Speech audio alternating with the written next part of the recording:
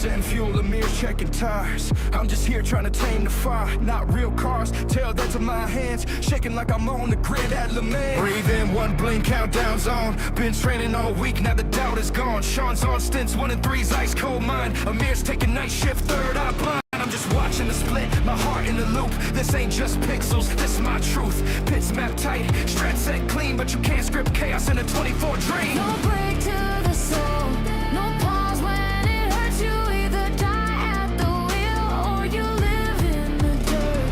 Don't close your eyes, the storm has begun. Hold on tight, here comes the ride. This is the moment, this is the fight.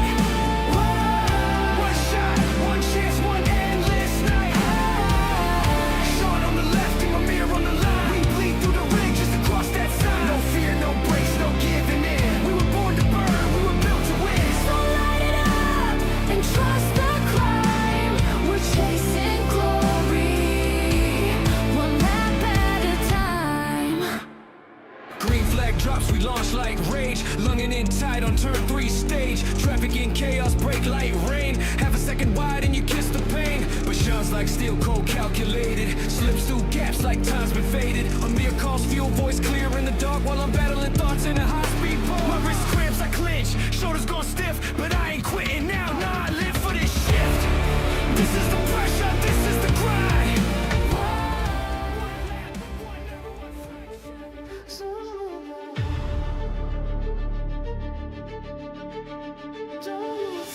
One shot, one road, one chance. Yo, this wheel's my weapon, this chair's my stage. Shaun's at the wheel and Ameer's uncaged. We don't sleep, we reload, refocus. Every last truth, every corner's opus. Pit crew blood, adrenaline drip. Reset my soul with every grip. Don't need fame, don't want fake cheers. I race through fire, I face my fears. Don't you break when the silence grows. Don't you blink when the red light goes. You better lose yourself in the light of the zone. One chance to rise, one line to own. The ring, the rush, the world you know. You only get one shot, so bring it home, bring it home. Can't pause this pain, can't mute my name. I don't play for fun, I race through flame. Disconnected, now I'm mind dialed in. While they scroll feeds, I go for the win. This ain't fake, this ain't pretend. It's me plus my brothers, lap to the end. Got fuel in my blood, I burn through doubt. And if I crash, I'll crawl it out. Don't let go, let the engine cry. Even ghosts can learn to fly. You better lose yourself in the moment alone. Every lap you run carves you in stone. One crew, one fight, one path unknown. You only get one shot, so bring it home, bring it home. They won't see the sweat inside your soul, but this is your road, your rig, your control. So light it up, don't fade away. This is your legacy, this is your race. You better lose yourself in the rhythm and roar. This is your fire, you are so much more. Shaun and Ameer, we were born to drive. We don't just race, we come alive. So light the night and claim your throne. You only get one shot, so bring it home, bring it home.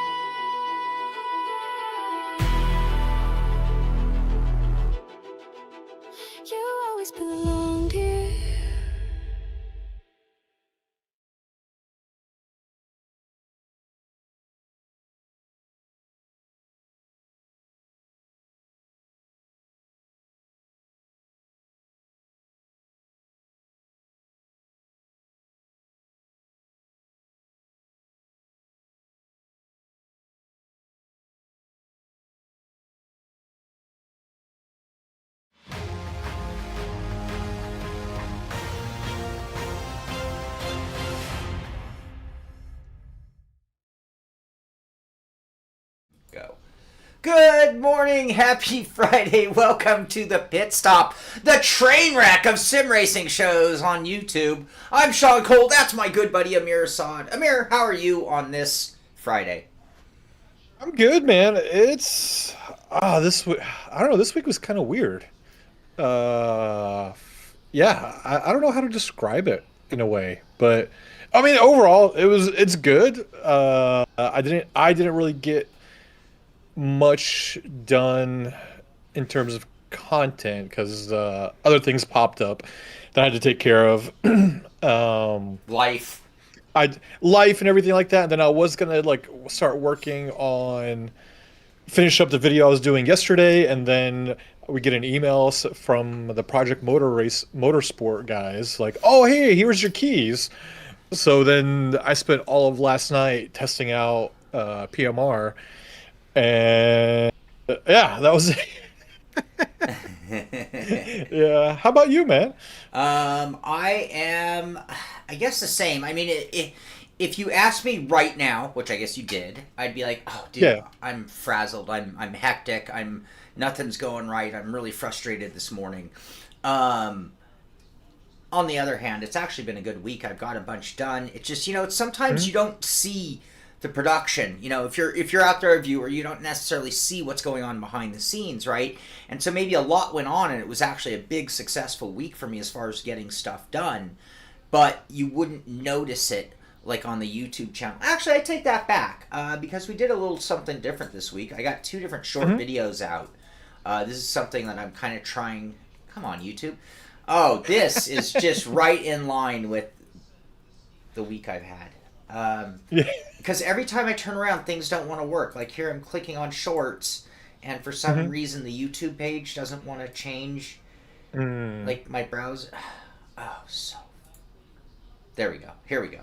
So a couple different shorts, which kind of covers a little bit of the news stories that we're going to talk about. So we can use these, or we can move on to the stories. Actually, I'm going to finish what we'll come back to this. But so I did two short videos, just 1 minute long videos. I'm trying to if there's big news, I want to get on it that day instead of waiting for the pit stop, and then on the pit stop we'll talk about it because I only have 1 minute on a short video.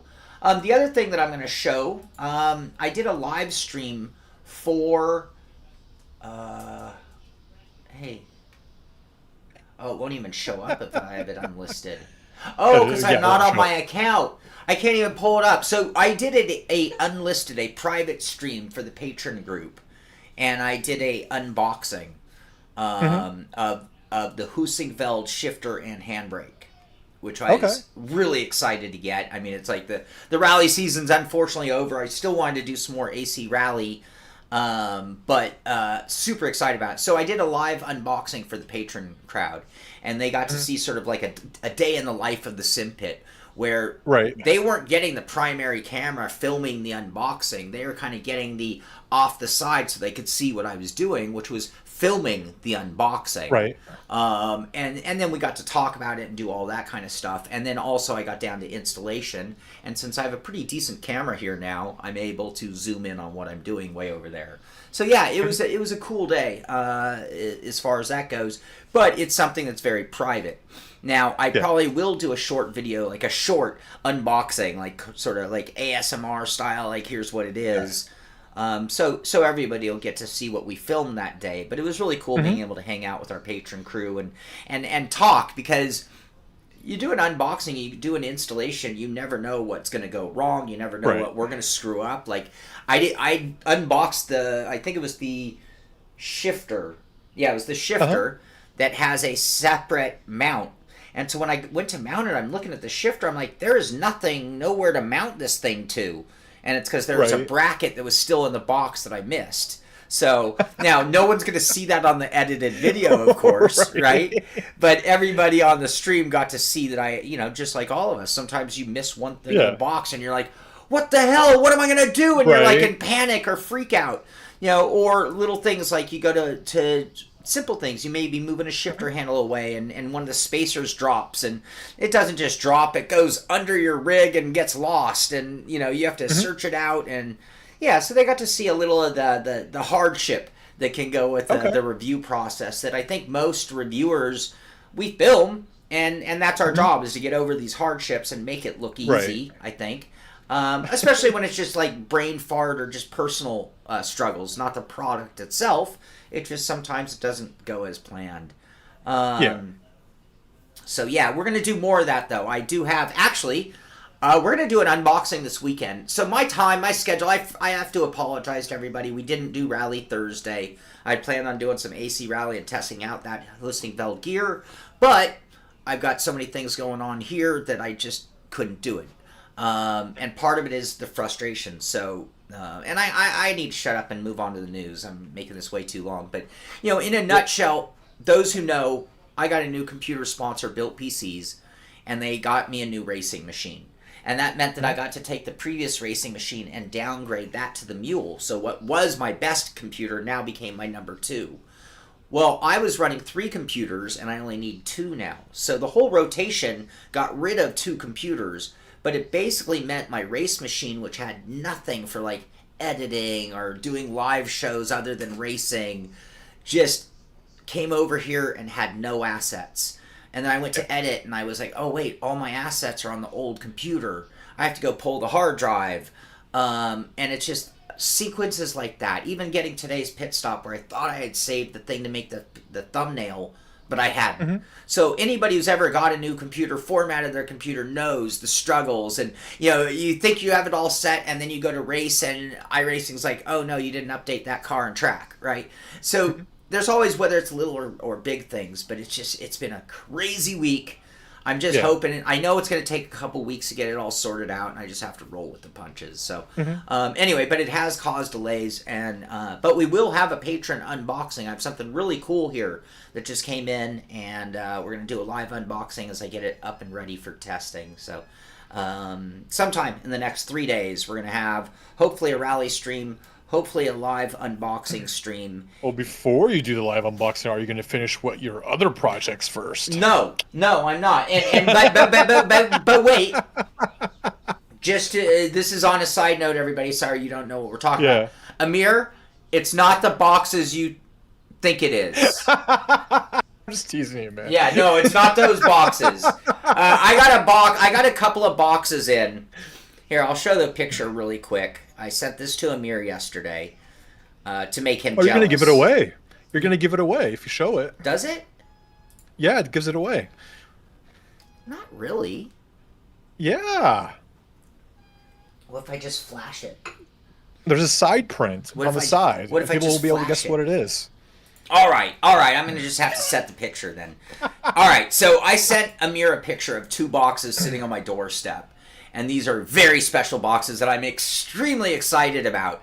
The only problem is I know damn well if I open those boxes that no one's going to see or hear from me for probably 7 days. That would be my guess. 5 maybe.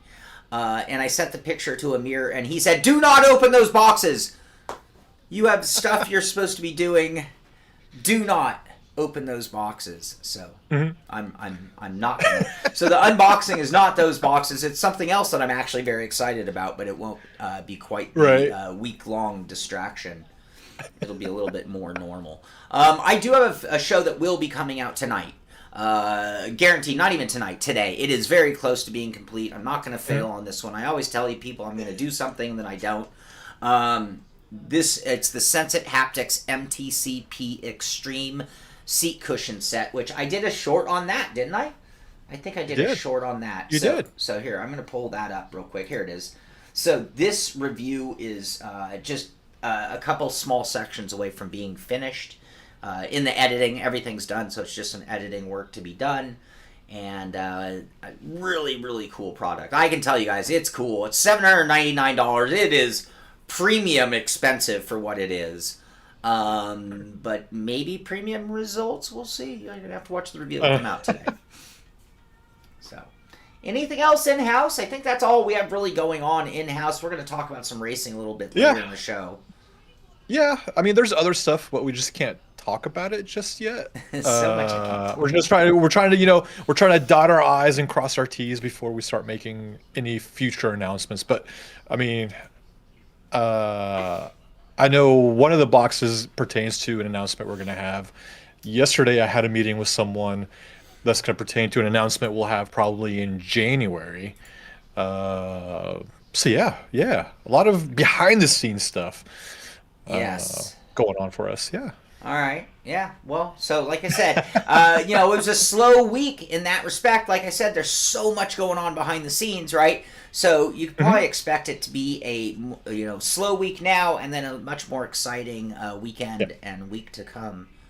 Should we get some hellos out of the way? Let's do the hellos. Yes. You want to get them going?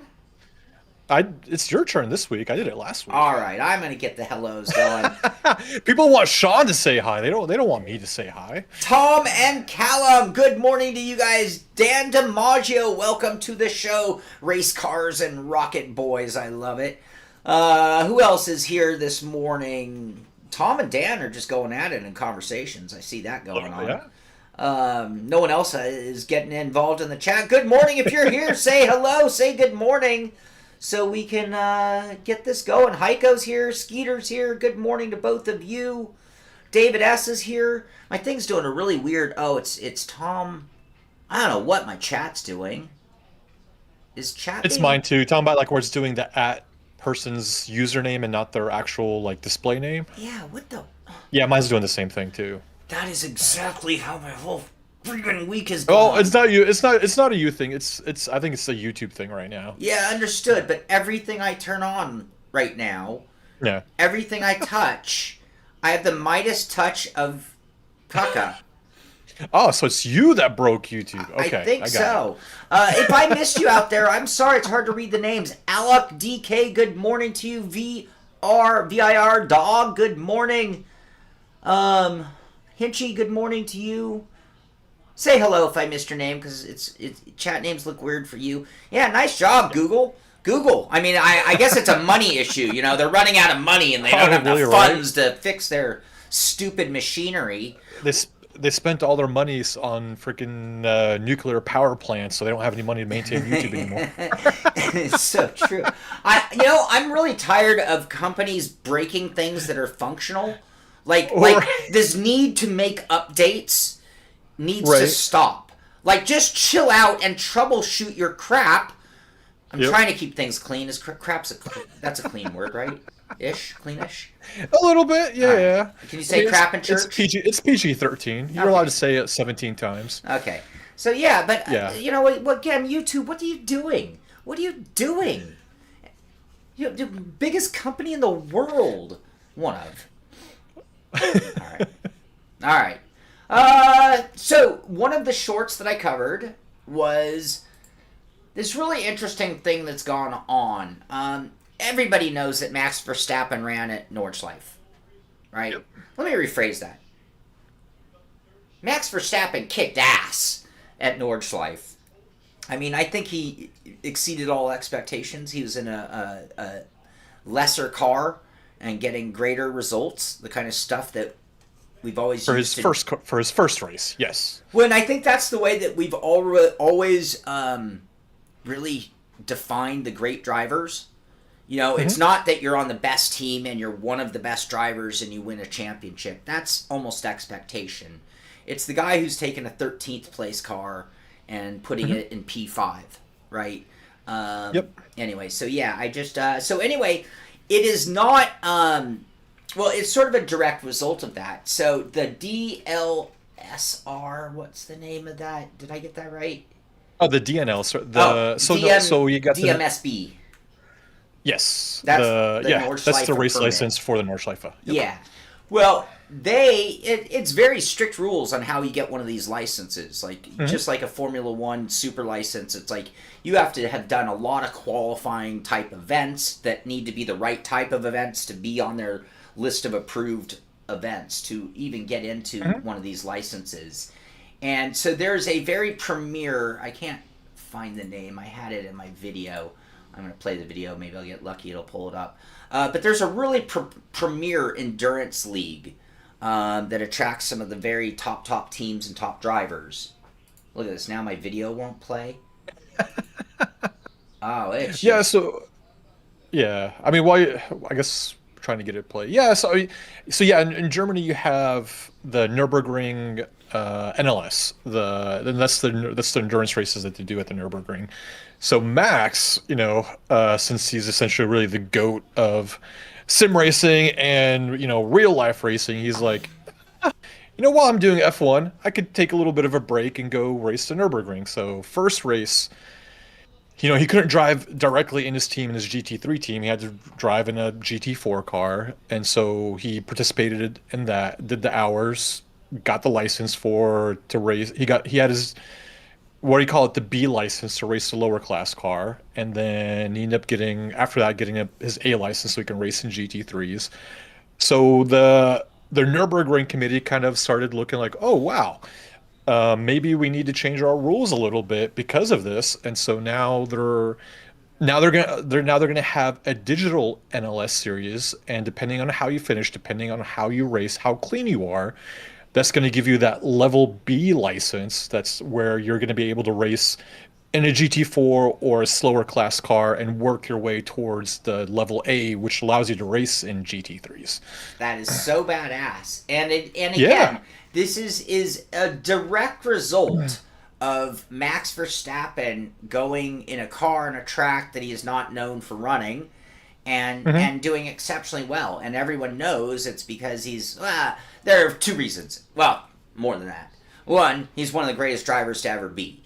Two, he sim races, which gives him the ability to drive cars and track combinations outside of what he runs every weekend. And then the results and the way he performed are a big part of. So the combination of this elite NLS, I keep screwing up the name, and digital NLS. That's what the thing, I keep missing the word digital. But series, which just again has the right kind of drivers for them. So that's really cool. It's a huge step up for sim racing and legitimacy is what it really is. It is real life motorsports. Forget the word sim racing. It's real life motorsports recognizing the talent within the ranks of what motorsport we're running. That's what it really was. It's not about sim racing. It's about the talent of drivers. And maybe what the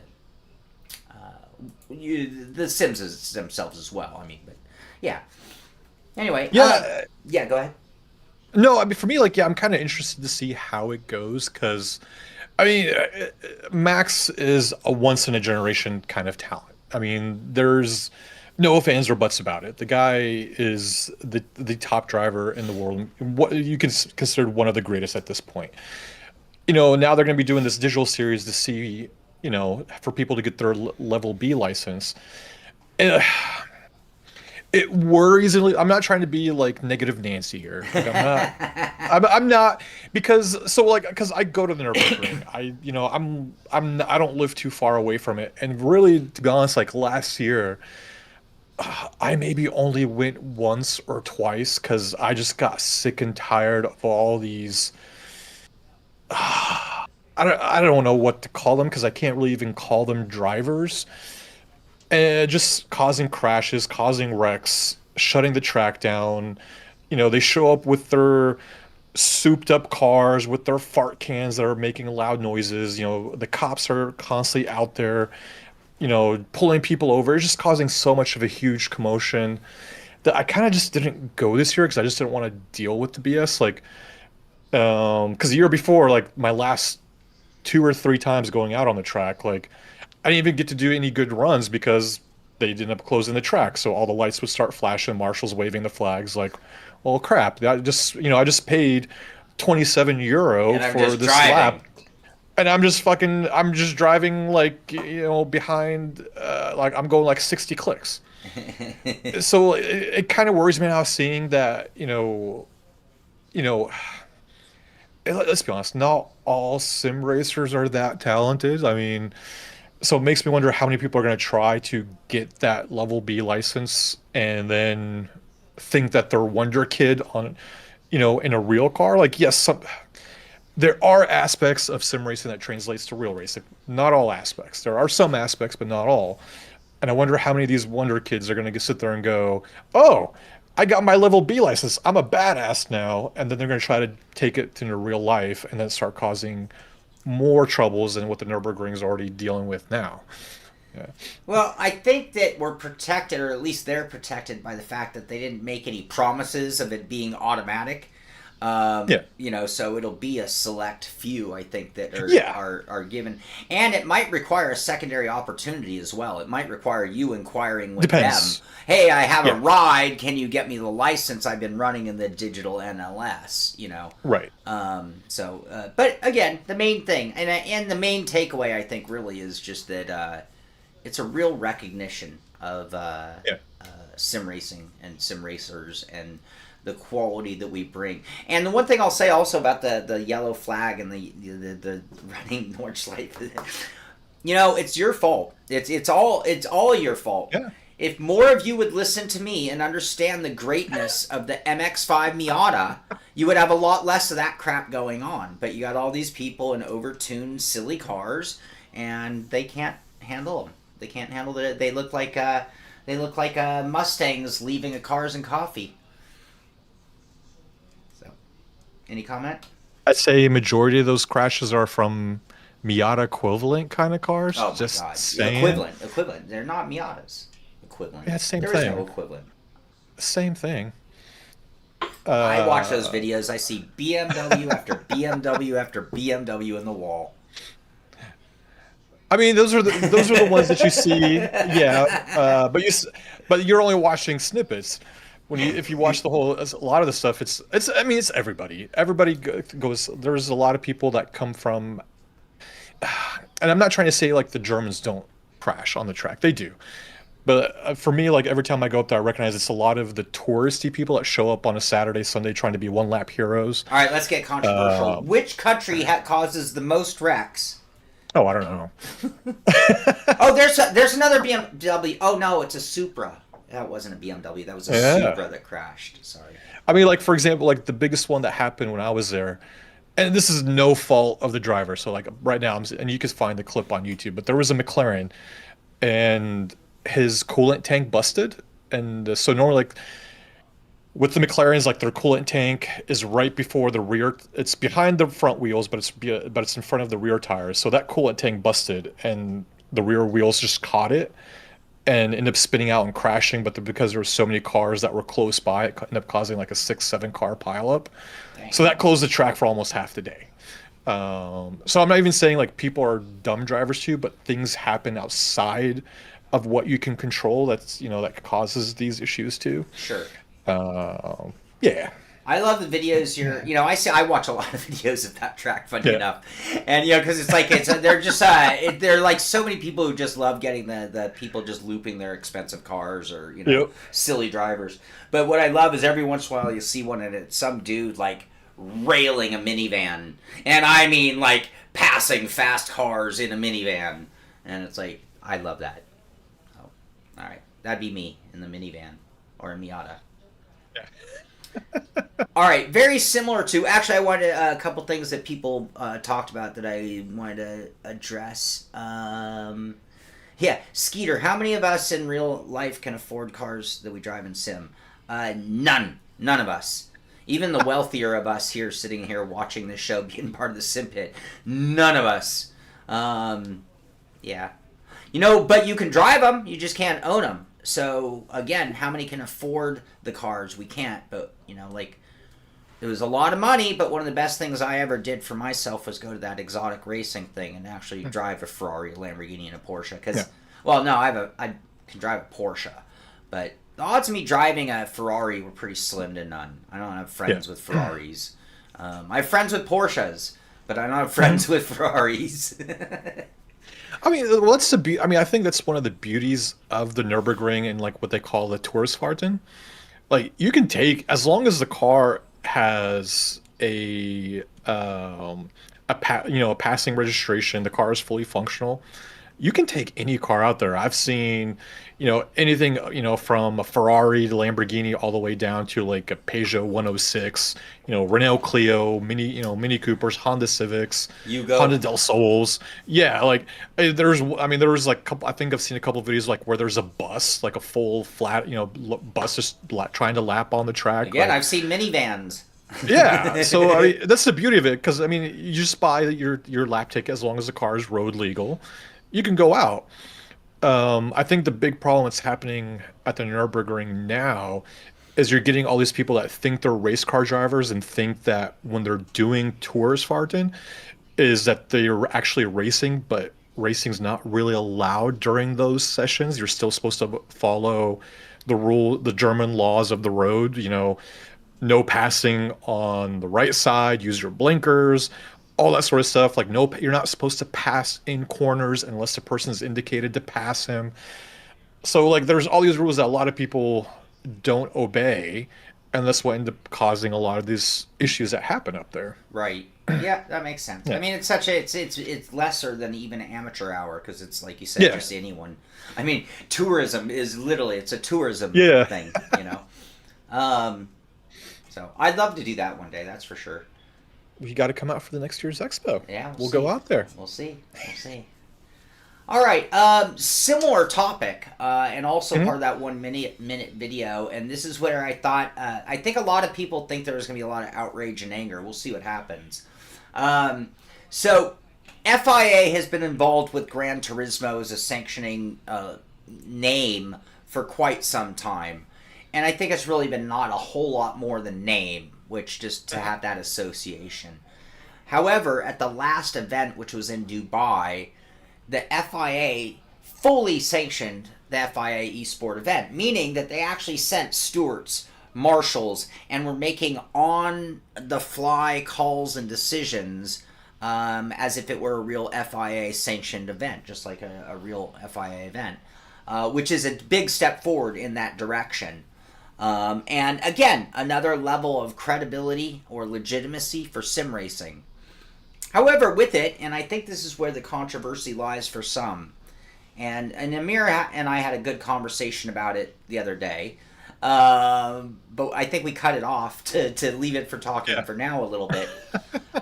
But if you guys remember years back, we had Ali Pakala, who was trying to start that International Sim Racing Federation, where we sim racers would take ownership, take power in our own world, our own sanctioning of our own type of racing.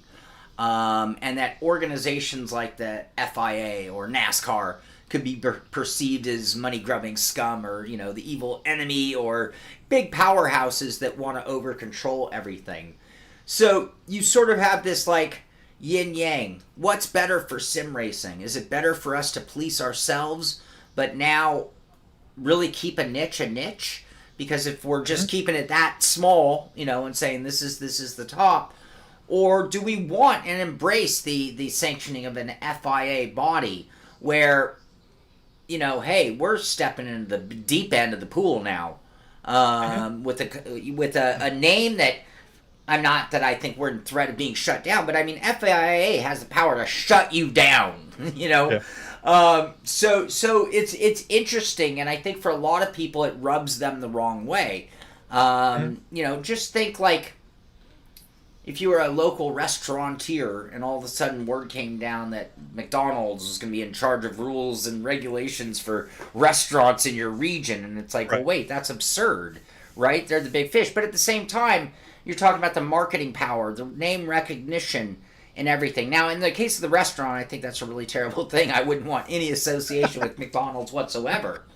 But in the case of motorsport, I mean, this is the holy grail of licensing, sanctioning, and affiliations, if you want to call it. What's your take, Ameer? We had that discussion. When did we talk about it? Tuesday. And Tuesday we're like, no, we got to lock this down. We got to save this for the Friday pit stop because it could be like a really good discussion. And then I thought about it some more. On one hand, like, I think I wouldn't be too, I'd be a bit welcoming to a sanctioning body for when it comes to sim racing, especially when you're talking about esport events or special events and things like that, because then you have like a code that everybody can follow. And I think like if you have that and it goes across all the different sims, all right, everybody knows the rules. Here's what you got to follow for these esport events, special events, the endurance events that all these different sims put on. And it makes it less confusing for people because like I know, for example, like LFM, they have their own set of rules. iRacing, they have their own set of rules. LMU, they have their own set of rules. So it would be nice to have a single set of rules that people can understand, like, and there won't be any of that confusion when you're transferring from sim to sim. Because I know, like, even in our leagues, like, we have our own rule book. When we levy out penalties and things like that, get people asking me, I was like, well, I was allowed to do this in my other league. Well, that was your other league. This is this league, right? And the people can take that template and take it and use it, design it for their own leagues too. You can have some sort of like level playing ground for people. So I think that's good. But then on the other hand, what you and me were talking, we're discussing like this might become potentially the same problem that the EA F1 esports stuff was going through. I don't know if you remember. I don't know if you remember that conversation. I do. Yeah. Well, and it reminds me of the outrage we had with Rennsport and the way they selected their teams for their esport competition, right? And it's like, meanwhile, if you've been sim racing as long as we have, 5, 10, 20, 30 years, right? There are guys and names of teams that have been around since the beginning, and it's like, not that Redline was asked out of that, they weren't. But, there are other teams that would rival Redline that were not included on that list for that, and that same fear comes in. It's like you look at the F1 esport, it was super duper controlled by FIA. So while we sim racers have been doing this for decades, FIA comes in and says, nope, these are the teams, which now granted, Formula One is a special circumstance to an extent. But the topic we had when a Williams or Ferrari puts their name on a sim racing team, man, that's really chump change and nothing compared to the effort they have to put forward to putting a real team together. Ferrari wants to be on the grid in Formula One. They need these cars worth, at this point, billions of dollars, I'm assuming. If you really get to it, the development and everything, the car. So, and then you need to pay these drivers who are going to want, tens of millions of dollars per year, hundreds even. And you have to then have a crew to service those cars, and that is what is being a Formula One team. When they slap their name on a team in an esport, they are basically poaching sim racers and basically getting the same results that they get from Formula, in the simulated version, right? But the same results as the Formula One effort with nothing more than saying hello to FIA and shaking hands. I mean, it does seem a little uncool in that respect.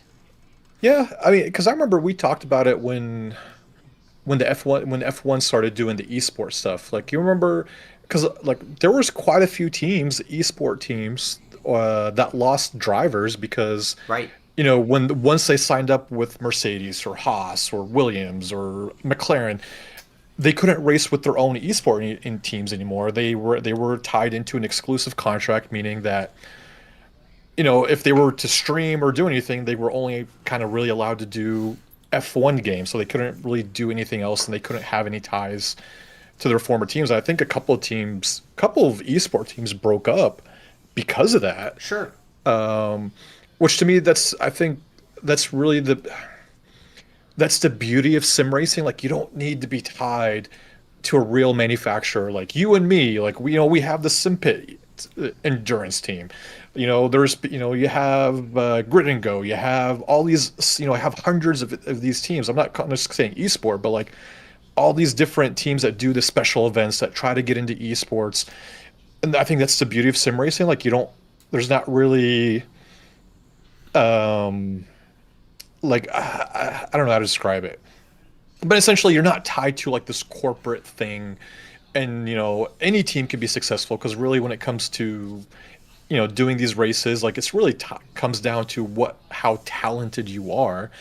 So now you're gonna, if you start seeing, for example, you can only be part of a team that's an actual real motorsport team. Well, what's going to happen with all the, the homegrown, the grassroots level teams that have been built up over the last, 10, 20 years? And now you're going to be tying them down to all these contracts where like you can only do this, you can only do that. Like, because I remember like Jack Keithley, like we've had him on the show. He's a good friend of ours. When he signed with Williams, that was a great thing for him, but he could only do race room. He couldn't do anything else that he wanted to do until his contract was over. Sure. So that's one of my fears. I don't know if think we'll ever get there, but there's the potential for it. Yeah. Yeah. Like, what's it going to do to everybody else? At the same time, and this is why we're discussing this, right? I think it's really hard for me to clearly jump on one opinion or the other, because I could play devil's advocate for with or without FIA, or with or without Formula One teams and things like that. But, like for any of us drivers, there's no denying that, like, if I could be with ABC Sim Racing Team, and outside of Redline and a couple of others, I don't know how many teams can provide you opportunities outside of sim racing. And I'm not even sure that Redline directly gives you the opportunities as much as that you're just in the right circle. So like Atsuki Kirchhoff winning he won the McLaren championship. That's how he got the job. That's how he went on to start racing Porsches in real life and things like that. But getting with a real team is going to open doors and opportunities based on the circles that you're now running, the people you're talking, even if it's just the marketing and PR people you're talking to. Yeah. It's still there. They might have you as a special guest at a F1 race near you. There might be other parts that are really versus ABC Sim Racing Team. If you're an elite team and you're already running in the highest levels of sim racing, you might literally be at the top. Right? There is that you've already hit the ceiling. And so without these, unfortunately, it's not unfortunately. You said how many of us are going to be able to afford and drive real cars, right? And the answer is very few. And the whole basis of sim racing is two concepts. One, being able to drive those cars, and the other, being able to be a professional level racer, because it's an elitist sport that just doesn't allow everyone the opportunity to real life race. So sim racing is this great opportunity to do that. And if that is the case, then we aspire to be professional racers of any kind. But I mean, honestly, most of us, it's real life. So, having opportunities by being on the Williams team or the Ferrari team or FIA sanctioned events could mean a lot more of that in the future. And maybe even more so the more they tie us together, In a way, yeah. I mean, there's positives and negatives to look at it for having a single sanctioning body. I mean, I know they're only doing it right now for Gran Turismo 7, but what's to stop them from making an agreement with iRacing, with AMS2, with ACC, with LMU? List goes on with all the different sims that are out there. But my fear is, because as always, corporate greed takes over. That's, of course. Right? So, like, for example, I mean, it's great for the sim racers that are trying to get into a pathway of real motorsports, because this would probably open up a lot more doors, especially as sim racing becomes more legitimized every year by seeing all these people going from sim racing becoming successful race car drivers. But then, like, I think we were kind of talking about it too. Like, for example, like, I mean, excluding Max Verstappen, he's excluding him. But let's say, for example, George Russell, or even like Lando Norris, for example. If Lando Norris he's with McLaren and he wants to do a sim racing event, and what if it's in his contract that he can only race in a McLaren in a sim racing event? What if that McLaren's, not the greatest when it comes to when iRacing does the BOP? What if the BMW is the best? Well, can he switch to the BMW, or is he stuck with the McLaren? Or just because the McLaren hasn't been updated in a while. Like, you get into all these things. So, or like a driver really gels well with, the Ferrari, but he's not allowed to use it because he's under contract with McLaren. And that's where I'm like, I don't know. That's where I think the details kind of get too sketchy too when it comes to that kind of stuff. Like now, if you're tied to a team, can you only use their specific car in real life and everything? I don't know. I think in the end, here's where I'm coming from. I mean, it's such a touchy subject that, again, I really could make an argument for both, right? And I think they're you could. Pretty fair argument. But so I think in the end, here's where I come down. It's not like FIA is handing out money, right? So it's not like they're increasing the purse by being affiliated. It's literally Gran Turismo or any other agency saying, hey, we want the legitimacy of the FIA, we want the name, we want all that, right? And I'm sure there's some money exchange, but it's not directly benefiting the drivers, let's say, in that respect. I think that if we're going to threaten sim racing by outside third-party sanctioning, meaning not sim racing, FIA, that they need to guarantee some kind of opportunity. So it's like, if it's not going to be money, then cool. You know what? Then the winner of that Gran Turismo series, because I don't believe the GT Academy is happening, right? So, but the winner of that series should be given a proper test, and now that might make FIA second guess using Gran Turismo as their sanctioning sim, right. But that's it. It's like, hey, if you want your name on it, then you better create this as part of your ladder system to an extent as well. Yeah. Otherwise, what good is it for us? So, I believe GT is going to be in the Olympics again, if I'm not mistaken. Isn't it? Isn't sim racing? I mean, I can't remember. I can't remember. As much as I'm a diehard gamer and sim racer, they need to stop this. They need to stop, next thing you know, cornball. What's corn? What do you call that thing? Or pickleball? Pickleball or cornhole, dog nuts. Any of these backyard hit games are going to be like our next Olympic sport. I mean, you already had breakdancing the last Olympics. Yeah, that was stupid. It was so entertaining, though. It's so entertaining, but not in the right way. For All right. They need to really stop. They need to kind of be like, what would the Athens Greeks think of pickleball being an Olympic sport? Right? Would they be down with that? I don't know. I don't know. I mean, back then they didn't even have all the sports that they have now. No, not even close. I think it was like the ball throw, freaking maybe some gymnastics, the pole vaulting, running, the relay. Like there wasn't a lot. I think there was like only 7-8 sports total. Correct. But I think until, gosh, it was like in the 90s when they started kind of losing it with like every nation gets to introduce a sport, and then that sort of got like that became I think that like you always had the ability to do a sport as an exhibition. It just wasn't often done. Yeah. And then all of a sudden it became like a country felt this obligation, like, oh, well, we have to introduce something to the Olympics. It's our Olympics. Well, breakdancing. Okay, sure. Now in America, it's coming to America, and we're like, yeah, cornholio. So, all right. I think for a long time they kept it to sort of like collegiate type sports, which I think for the most part had a little bit of an international thing going on. I always think, this is going to sound terrible. I shouldn't say it then. I shouldn't say it then. Uh-oh. Can I? How wrong of something can I say? How politically incorrect can I get? I don't know. I mean, it depends. I don't know. All right, I'm going to say this if you're second guessing yourself, maybe I should stop you right where you're at. No, I think I have. I figured out how to clean it up. All right. Okay. They keep inventing new sports so that people who suck at sports can excel until the people who are good at sports figure out how to do it. That's what they're doing. Okay. I'm just saying, here we go. For the next Olympics, we need to have the game of basketball.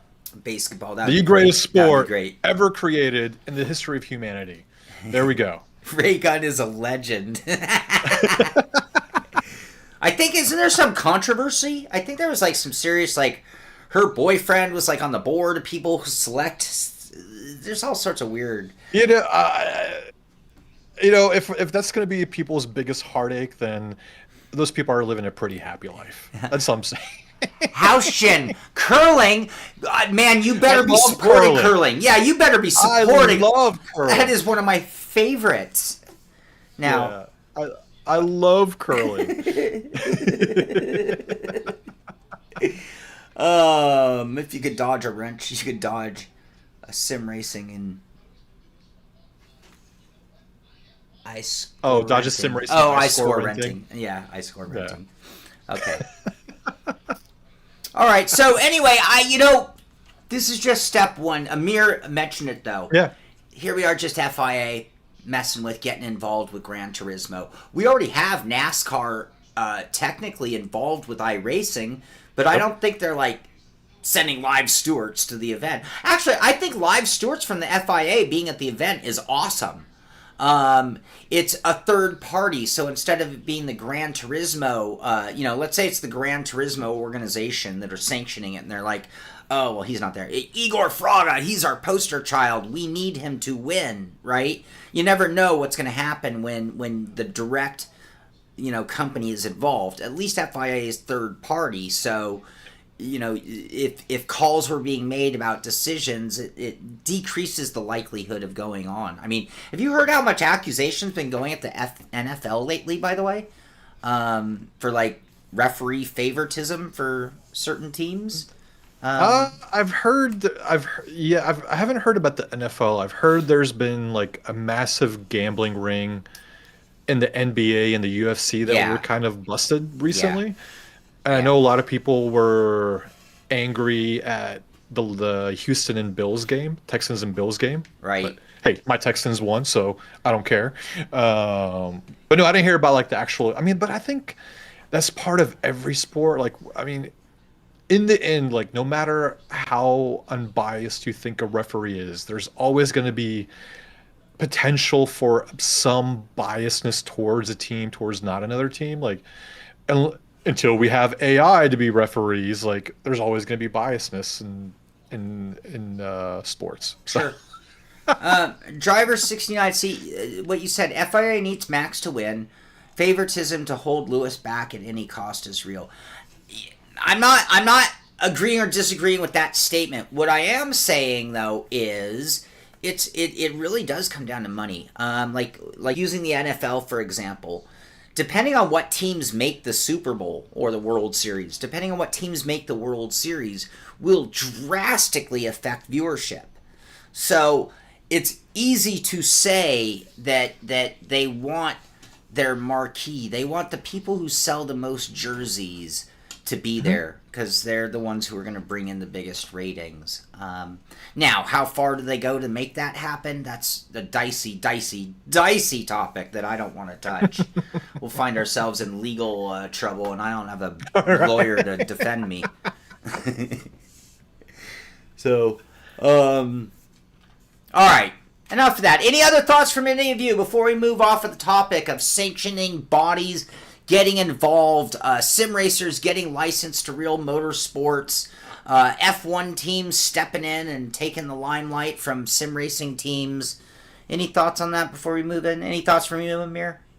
No, I think we covered it pretty well. I mean, I'm taking a cautious approach to see how this is going to go. Hopefully this translates into a positive thing, kind of like what I talked about was maybe we have like a single rule set across all events, across all of sim racing. Right. I think that's would be a really good thing. Because I'll bring up, like, for example, like, when you're watching an FIA race, any sanctioned FIA race, they always have the safety car that comes out, right? And for how long have people been calling for a safety car in iRacing, for example? For years. Well, maybe this forces iRacing to finally implement safety cars. I don't know. So that's where I kind of look at it. I'm trying to take a slightly positive approach. I mean, like everything, but there's always a little bit of hesitation fully endorsing something because it could lead to something a little bit worse than what we were wanting. Yeah. Right. Absolutely. It happens. Yeah. You never know. It's all about the money. I'll tell you that. That's the one thing that no matter how much we talk, I don't care what story we talk about, there's nothing in this world sacred enough to avoid being driven by money. So, all right, moving on. One of my other videos, or actually, it was the same video. iRacing has a big season 1 dev blog that a lot of things, a lot of new things, including this cross kart. Oh yeah. Which they kind of were downplaying, you know, like it's a total like beginner car. So I think it's on the free list, if I'm not mistaken. Yes. It's very under horsepowered. So I don't know, because I've seen videos of these cross kart things, and they're wicked insane. Oh yeah. So, and here it is completely sideways, counter steering. So I'm not sure, you know, what level it really will be. It looks like it's gonna be a lot of fun. But we're seeing a massive expansion. This is something I've trash talked iRacing for a while. I really love the dirt that they've created. The trucks, the dirt tracks, everything on the dirt they've done is really, really awesome and cool.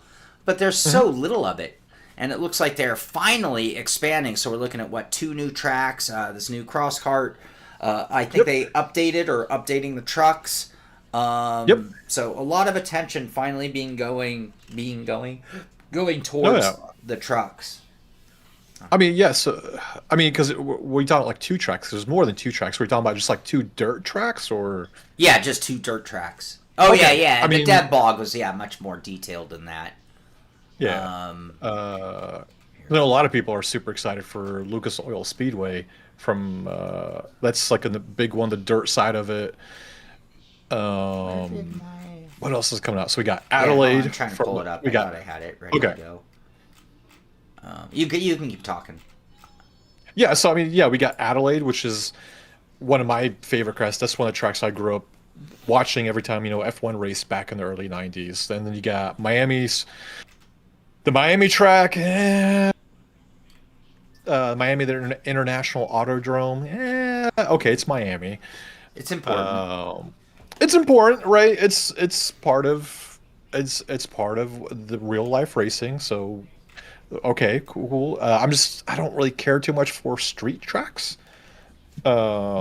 street circuits. So, Then we got what else? We got Lucas Oil Speedway. So you're gonna have the dirt oval configuration. They're gonna have the off-road configuration, and I think updated Rockingham. What is it? You're gonna have an updated Rockingham Super Speedway or Speedway, and then they're working on refreshing a lot of other tracks too. Their NASCAR refresh is going. Yeah. You've got this made me laugh. So the new Porsche. I'm looking at the way it's happening now, though, and like Porsche 911s are starting to look like game updates, though, because it's now like the 911 992.1, but then it's the 911 992.2, right? So we've got an updated version, right? And we're actually like naming it that way, even, which is really bizarro. Porsche's always done that, though. They've always done that. Like you have was it the 997.1, the 997.2, the 991.1, the 991.2? Like it's kind of like a refresh, like almost like a life cycle refresh of the car, like where they add new things, but it's not really good enough to be called a brand new car. I'm just saying, it's starting to give off that Gran Turismo 7 vibe. Like, how many Honda Civics do I need? How many Porsche 911s do I need? Yeah.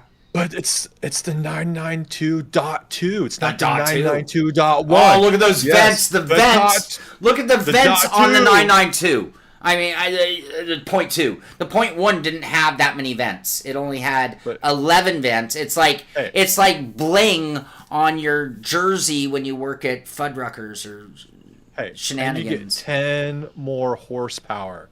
Bro. You know how much more you could do with that car with 10 more horsepower? I have a motorcycle that only makes 43 horsepower. 10 horsepower is a lot. That would be like a 25% increase. When the car makes 500 horsepower, that's like a 0.05 increase. Yeah. Something like that, yeah. But the vents! Don't you want to express yourself with more vents? I mean... I do! Yeah, I mean, okay. The more vents, that means more airflow circulating, cooling the car down, keeping the aerodynamics. Yeah, more downforce. Yeah. Down with that. All right. I'm excited. I love Porsche, so like I can't. I'm excited to try it out. Especially that I've got that little wheel back there that's going to be on that car next year. So yeah. All right. Other things, I'm going to rattle through these really quick, though. But the Dallara IR18 got some updates. The GR86 got some updates. Some GT3 changes and updates across the board. Oval refresh continued. More improvements to the Sim UI. Are you liking the new UI? I am.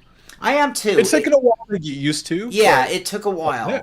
And I'm constantly like, wait, how do I do this? Where is that? Yeah. But overall, it's it's still so caveman and dated. It's still the most unexciting UI in all of sim racing. Right.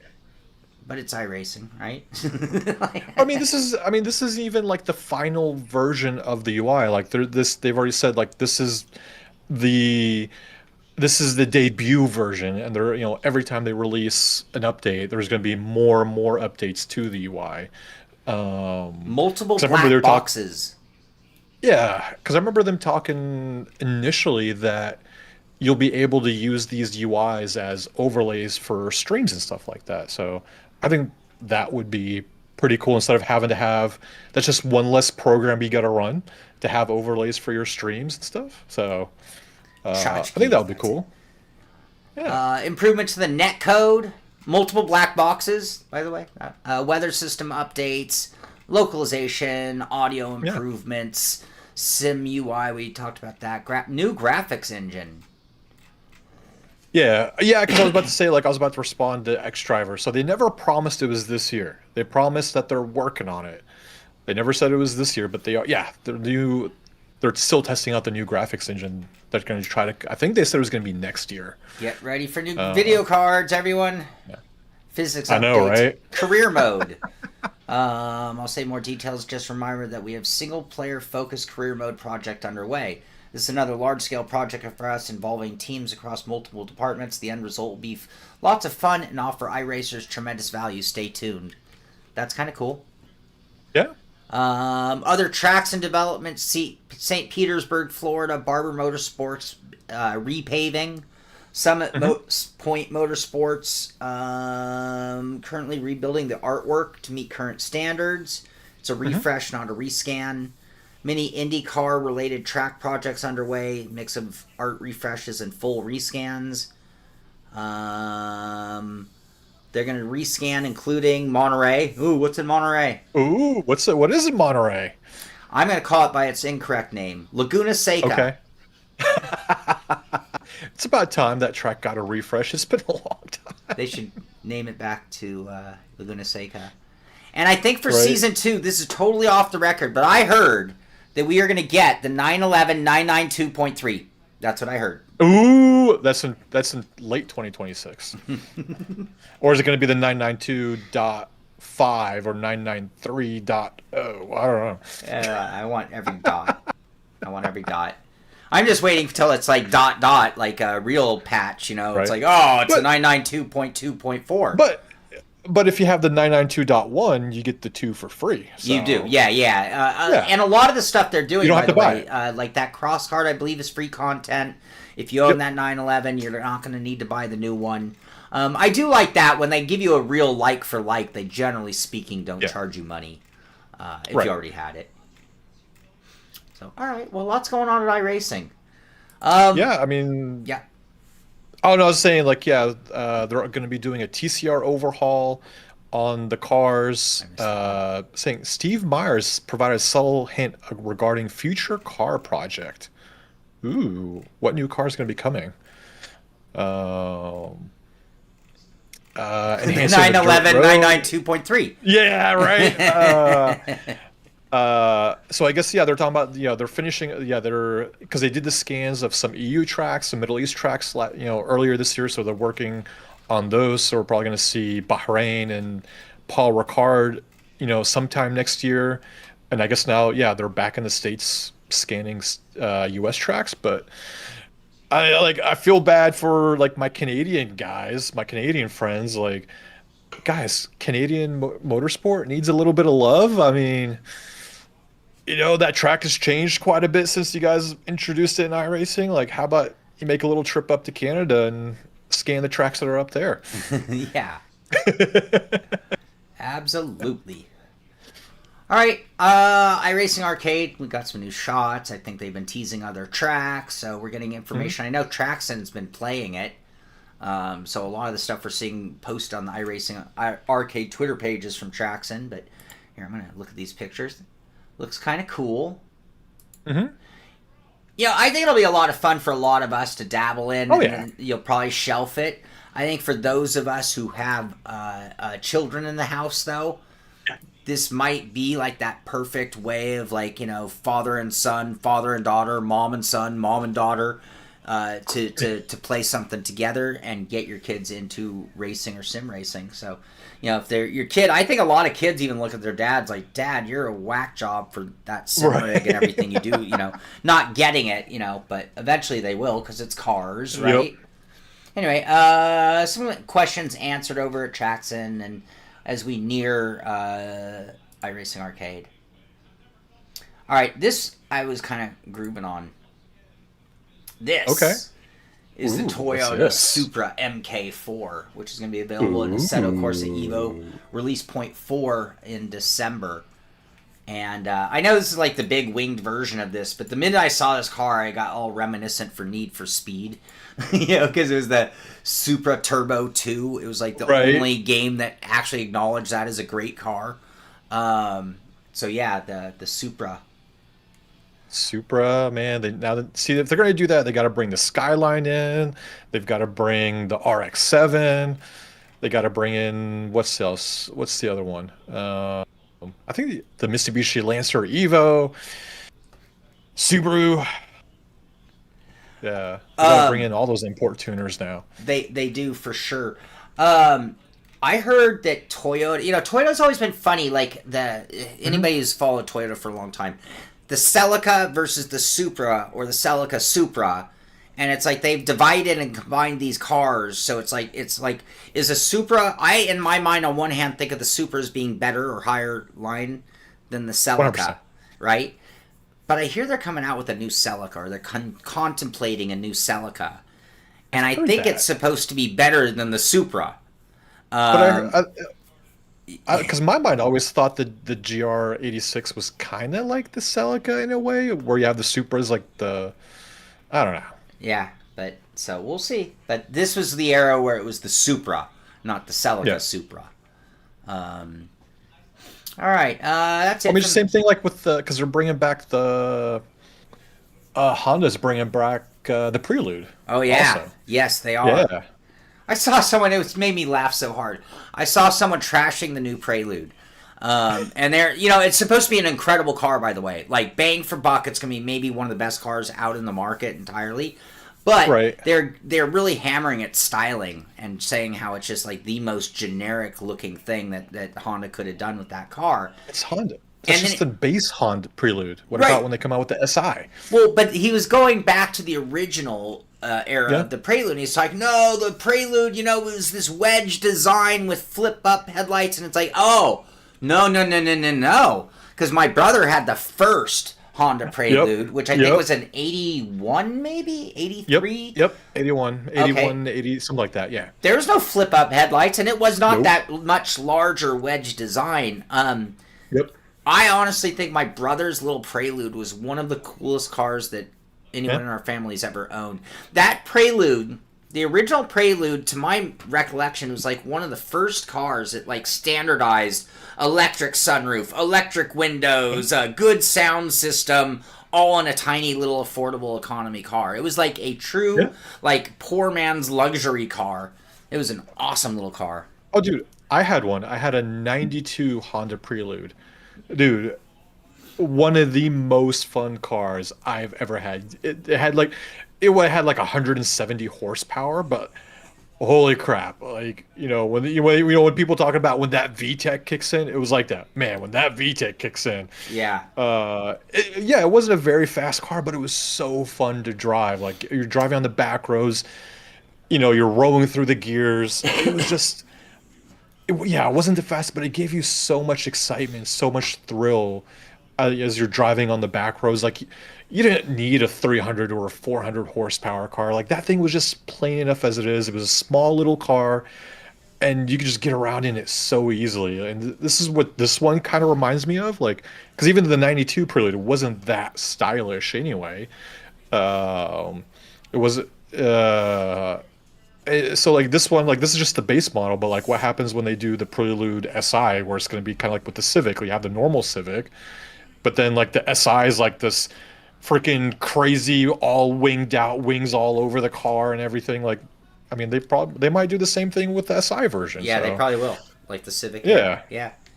The four-wheel steering Prelude. It was four-wheel drive and four-wheel steering, actually. yeah. It did not do well.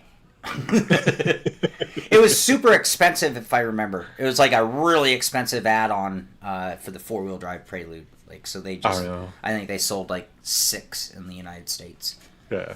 Dude, I remember I bought mine for $600 when I was in Japan. This was back in 2000. When did I buy it? 2004. I bought it for $600, and dude, oh my god! But some of the one of the best 4 years of my life driving that car. I hear you. I had a buddy who had a Prelude, and he was kind of the king of the parking lot in our era. But yeah, then Mitsubishi made the Eclipse, and yeah. Sorry, your Prelude was slow. That Prelude was slow. Yeah. That's when the Prelude seemed heavy, because it was, what, a 2-liter 4-cylinder in a medium-sized body at that point? Yeah. Cars were small back then. I don't know if people realize. Cars were actually small in America in, like, the 80s, 90s, you know, like a Tundra or a Tacoma. Think of a Tacoma. A Tacoma was a mini truck in 1990. And now a Tacoma is somehow bigger than a Chevy Silverado now. I don't understand how that happened. Well, dude, like, do you remember like this blew my mind because I finally saw one in person the other day. But like, like back in the early 2000s, the two most sought after trucks were either the Dodge, the Dodge Hemi, whatever they called it. The Viper truck? Yeah, the Viper truck, and then you had the Ford F-150 Raptor SVT. But they weren't that really the Lightning, but they weren't that big of trucks. No. Especially the Ford F-150. Well, neither of them were extra cab. They were both standard cab, regular bed. And they had a ginormous motor in the front. Yeah. I saw the Raptor today or yesterday. Like, oh my fucking god, this is like what a 350 used to be like 10 years ago. Yeah. Like, this thing is massive, and it's no longer the street freaking, burn your tires kind of car now. It's like this really quick off-road jacked up truck nowadays. I'm like, when did that happen? What makes me really upset, I'm a truck guy, man. I've owned like 5 or 6 trucks. Maybe more than that. I love trucks. But to me, trucks are awesome because they're trucks. Like, you can throw a motorcycle in the back of a truck. Yeah. It's like just this whole new thing where like every truck in the market is a 4-door luxury car that has like the bed of what was that weird Subaru? Like a Brat. Almost like a Subaru Brat rear bed. It's like, this is barely a bed. It's like I could barely put 2 sets of golf clubs in the back of this truck. Anyway, trucks piss me off. I think I heard someone, I think maybe it was Nissan, someone's bringing back a true mini truck, and I don't mean that Slate electric truck, but one of the car companies is bringing back the mini truck, and it was like, I think it might do really well, because I don't think I'm alone, and I just need a work truck. Man, if I was like a painter, right, and I'm just a painter guy, I just need a truck to take my paint and paintbrushes and ladders to my job site. Right. What do I need a $70,000 leather interior, heated seats, a truck for? But that's what all of them have become, because even a Tacoma has become like the base model 50,000, and it would be a useless work truck. So yes, there's going to be a switch. I think you're going to see a pushback and some real trucks get back on the market. I hope, because if I were to buy a truck today, I wouldn't buy anything new at all. I'd go buy myself a K1500 Chevy. That's why I love my diesel wagon, man. Yeah. It does everything a truck needs, and I save so much money Yeah. on gas. That's why we have the little 3-wagon, Mazda 3. Yeah. Man, I love that little truck. As it is. It's like as useful as most trucks that are built today. So, Yeah. as a truck. So I go to Home Depot. I get 2x4s. I can get a 2x4. Yeah. It has to sit on the dash, like, and dangerously touching the front windshield. But it will fit in the car, and I can close the back. Right. I can get like 6 2x4s in that car. It's the exact length of the car, it seems. That's where you need a roof rack, man. If you just get a roof rack, you don't have to worry about it. I meant to put a roof rack on that car a long time ago, but Yeah. man, good roof racks are like expensive. Yeah, they are. And the cheap ones I don't trust. Like, last thing I need is a roof rack to like come off my roof. Right. No plans this weekend? We got you covered. Beautiful cars, beautiful track, beautiful sunsets. Yeah. Vamos. 4 hours. The Imola team test race is going on this weekend for Le Mans Ultimate. All right. Rennsport. Alrighty. Rennsport's got a patch.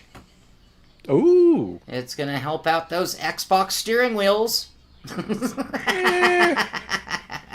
I'm sorry to laugh. They got I'm a sorry to lot laugh. more problems Oh. than getting Xbox wheels to work. The Xbox steering wheels, yep, that'll do it. You get that Sidewinder, and you start Rennsporting. Controller There's a reason setup. why I haven't seen me review it yet. Just saying. Telemetry-related crashes. I don't even know what that means. Oh, the telemetry output causing the game to crash? I was going to say, well done. I was literally going to say the same thing. I've experienced it. Patch preview, update 1.14. So, and there's some patch notes. I'm not even going to entertain the patch notes. Sorry. Just not. There's the trailer. I think we saw it last week. Mm-hmm. Moving on. F1. This is actually kind of big news. F1. It is. EA Sports F1 announcement. EA Sports will release a paid expansion for F1 25 in 2026, with current games serving as the foundation for the 2026 season. Not really a surprise, by the way, just if you think about their pattern. Additionally, 2027 will see the release of a new, reimagined EA Sports F1 title that looks, feels, and plays differently. You believe him? That kind of teased me off a little bit. So no, I I do believe them. No, so I can believe it coming out in 2027. I think, because the cars are changing so much next year with the active aero, the other stuff, no more ground effects, no more DRS, 50% electrification, trying to put that all in the game. I'd say, especially with Codemasters, with their big downsizing they did earlier this year or late last year, it's a really tall ask for them to make put all of that into next year's game. So I can see them, all right, we need to take a break, we need to fine tune some things, actually make these cars legit because of all the really massive overhaul to the regulations and the cars. The part that teed me off was, oh, well, there's not going to be a game, but we're going to give you a paid DLC. Well, okay, but the DLC is not going to be the 2026 cars, maybe the liveries, and you're still going to charge me for that? It'll be the liveries, and they'll dig up 2 tracks that F1 changed on the schedule, right? And the new drivers. Yeah. There you go. They go to the other Italian track this year, right? Instead of last year we went to this one, this year we go to that one, right? Isn't that what they do with Italy? They always go to Monza, but right. Is it Italy that they do, or Spain? I think there are a couple of places. It's like they alternate Spain, the two. Well, no, Spain's always been, for a while they did Valencia and Barcelona, but I guess next year they're doing they're just going to be in Madrid. Italy, you saw, for a couple, they would do Imola and Monza, but I think, and then there's another track that's going to be alternating next year. I can't remember off the top of my head. But anyways, Star Fox, we don't know for sure it's just skins, but that's what we're speculating because they're not changing the game. Yeah, so there's really a paid expansion. What are you expanding? If there's not going to have the 2026 cars, Oh, what are you expanding? I don't know. New drivers, new tracks, new liveries, like, and you're gonna have people pay for it. All right, so I don't know. so what if it was $5, right? Like they're not going to make a new game, so it at least gets you like the new tracks, the driver lineups, the driver changes, and all that stuff, right? I could Would you probably pay stomach five? the $5. I What? could stomach the $5. Yeah. What if it was 10? Mm, 15? Would you go 20? no, no way. No, I would say probably 10. If I'm a hardcore F1 fan, 10 would be the max. For me, I don't play the F1 games. I think 5 is too much anyway. But if you're a hardcore F1 fan, you love the F1 games, $10 would probably be the max that I would pay for the expansion DLC. Yeah. All right. I'm with you. I wouldn't pay anything for it. I'm like, I don't care. I don't care. If I'm still playing this game, I don't care. Well, I mean, I'm just saying because, like, anytime if iRacing releases, a Porsche next year, like, hey, here's a new Porsche, except for the electric 992.3. version, except for the electric version, I'll shell out the freaking $10 to buy the car. It's a Porsche, Right. so.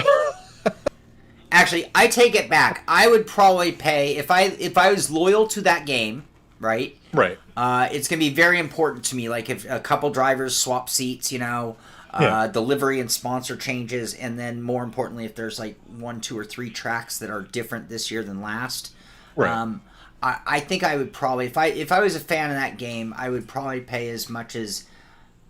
Oh gosh, I'd probably pay almost a third of the value of the title. So if it was a Really? 60, yeah, because as much as I joke and act like it doesn't matter, but no, liveries are this. It's important because, especially if I play something like F1.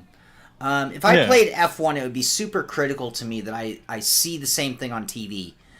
And if I'm driving a dated car in that game in particular, I'd probably feel a little like robbed or wrong or. Not to, Right. I'm not to try to steal Tim's, not to spec. Right. So yeah, I think now I meant to Okay. mention this earlier when we were talking about FIA and money. By the way, Yeah. I officially will not watch a single F1 race this year. Why not? Because they are going to be on Apple TV. So, I thought it was still going to be on ESPN, or no? I heard it was on Apple TV. Oh, I don't know. Is it 'Cause both?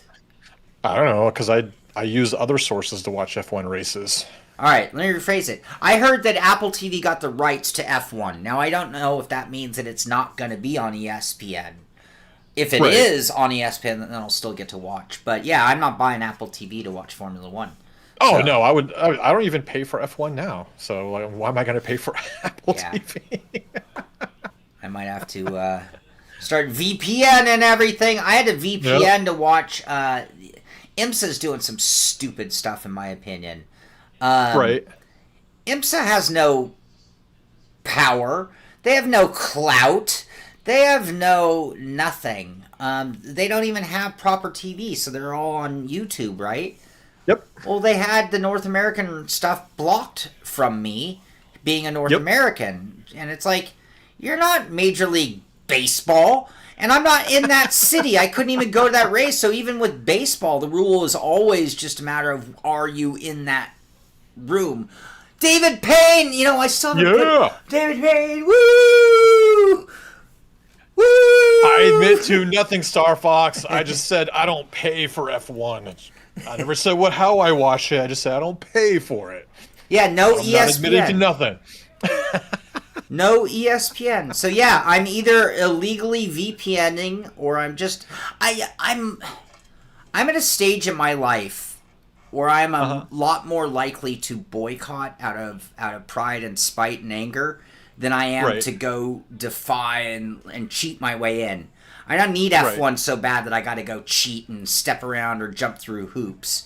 So, no, since I feel that was a really stupid move to go to a pay service as your primary distribution point, that gets the F off from a guy like me. So, no, there'll be no F1 if it's not on ESPN.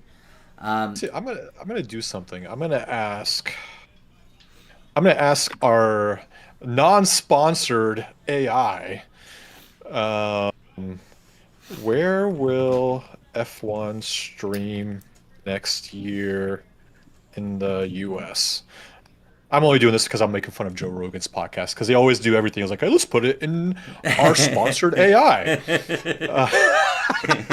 And ours is the non-sponsored AI. Right. Uh, all right. So yeah. So starting in 2026, F1 in the US will stream exclusively on Apple TV. Yeah. I'm not doing it. This is middle fingers up. 2 middle fingers up to Formula One from Sean Cole right here. But I think so. So what they're saying is that you can either use. So they're saying Apple TV will cover all F1 sessions. Some sessions will be free on Apple TV, or you. I get to see the prelim fights. Awesome. Yeah. Or you can subscribe to F1 TV Premium through the Apple app. Yeah. Premium. That means there you go. Money. Or Apple TV. So I'm well, about. No, it's just like Amazon, because if you have Amazon Prime, you can subscribe to MGM Plus, Paramount Plus, HBO Max. So I think Apple does the same thing too. So instead of paying multiple different subscriptions, you just pay through Apple TV. And to get that sub to the next thing, yeah. F off. F off. F off with that. Call me old. That's okay. But I have being the Jamie right now, Cal. But I have a television, and I have a cable box, and I know it has a lot of funny things. I do turn on Amazon Prime on my TV, but every time I do, I get really annoyed. It's like, you know what? I pay for freaking cable. I'm not a cut the cord guy. That's the thing. So I cut the cord long ago. Yeah, all this streaming madness. It's like, I pay for cable, and it's not cheap. Where's my stuff? So that's the part that's getting me mad, is that the streaming stuff is now starting to take. I don't care if people cut the cord and stream. That's fine. But these companies are now going to those people and assing out people paying for traditional cable, which to me is again, fine. You want to make me not watch Formula One races? Put it behind a paywall, and I will stop watching Formula One races. And then I'll never care about your sport ever again. See, now you're experiencing what Europeans experienced for almost the last 10 years. Right.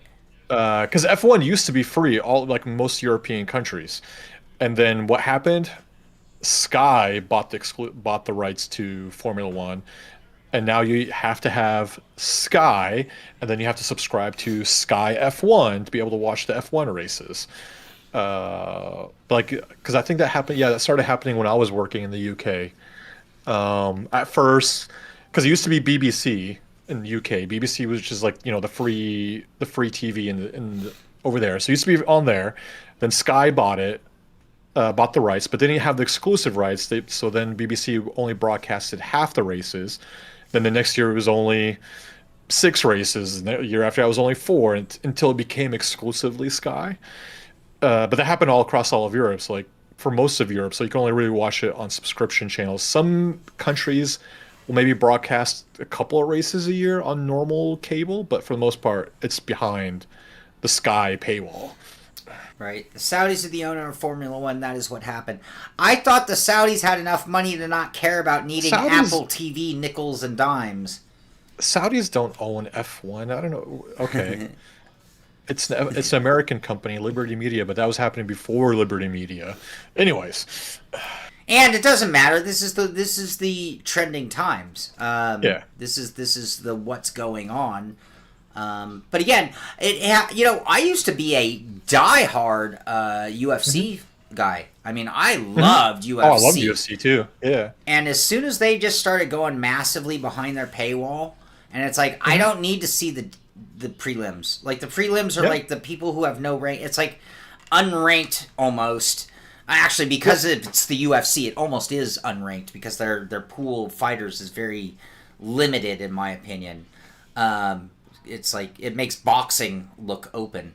Anyway, but I don't watch UFC anymore because it's like, if the only way for me to do it is to pay extra money, then honestly, here's my. We talked about sports in the Olympics. You're not a sport if you're not on TV showing it to the world. Like, you make money hand over fist from ticket sales and sponsor deals and all those other things. And you can still get paid TV rights. But if you need so much more money that you're going to restrict the viewership from your fan base, then I'm done with you as a sport. So I've seen several sports do it in the past, and Formula One's the next in line. My next fear is it's the Tour de France. See, it happens for two reasons. One direction is greed and money. Formula One, UFC, I think both are clearly cases of greed and money. And then the other is a lack of viewership. Tour de France, IMSA. You know, I'm mad at IMSA for not. Well, it's not their fault. They're not on TV. It's that no one wants to pay them the money to be on TV. And so now they're on YouTube. But again, they need to get rid of the whole blocking. Like, you're just not important enough to block anything. Sorry, IMSA. I love you. You're actually my favorite form of motorsport, but you're not important enough to block viewership. Yeah. My battery gonna die? I mean, but it's not even just motorsports. It's all of sports. Like, all of them are going towards this locked paywall where you have to either have a subscription. And it's starting to get frustrating. You know, like, if you want to watch Thursday Night Football, you have to have Amazon Prime.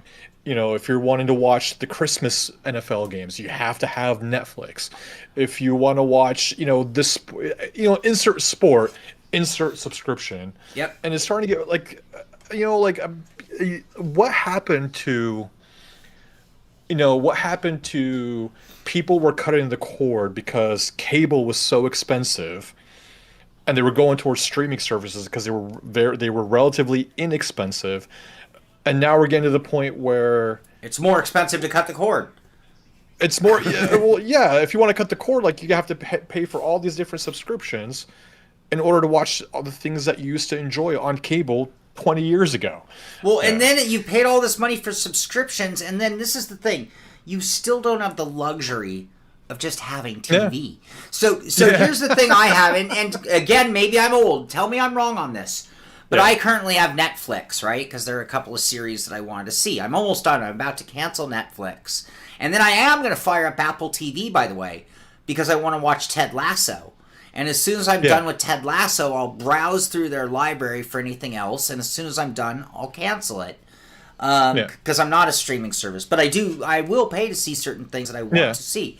So the point here is, when I go to Netflix to, like, hey, I'm going to watch something, I find myself scrolling and scrolling and scrolling because there's so much mediocre, not worth watching content on there.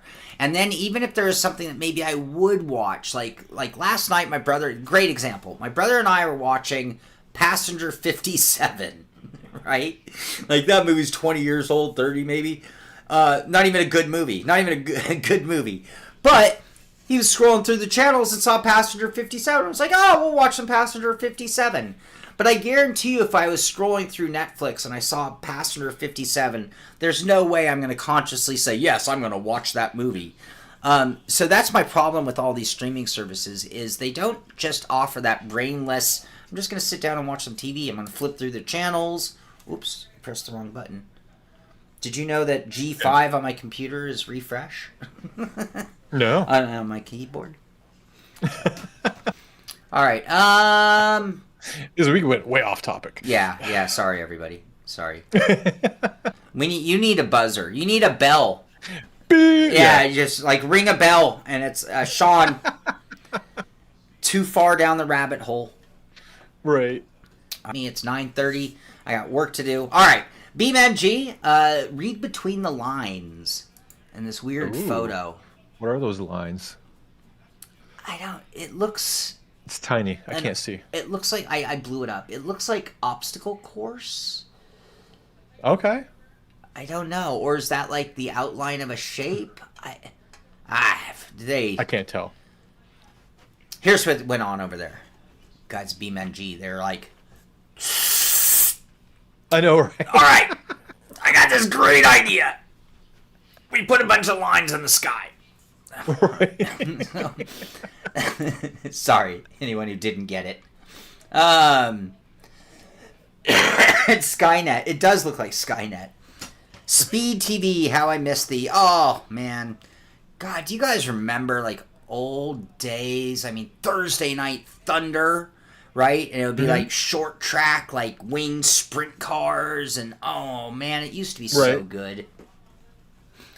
And it was like IndyCar, right? Every Sunday morning on NBC, IndyCar, there it was. You didn't have to think. You didn't have to look. It was a big deal here in the United States back in like the 80s and 90s before the kart split. Before Tony, George, and kart. Right.